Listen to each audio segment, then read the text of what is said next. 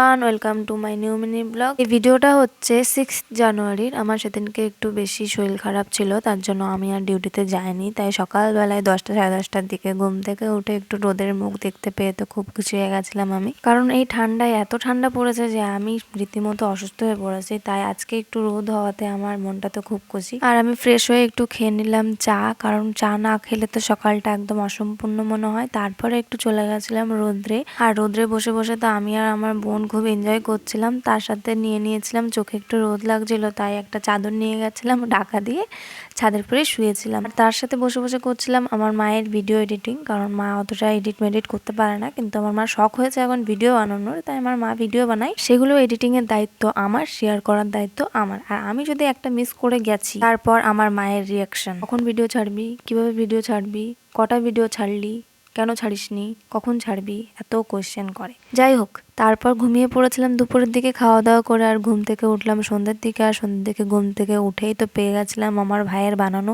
গরম গরম কফি। তো সারা দিনটা তো আমার রেস্টে কেটে গেল। কালকে আবার আমাকে যেতে হবে ডিউটিতে।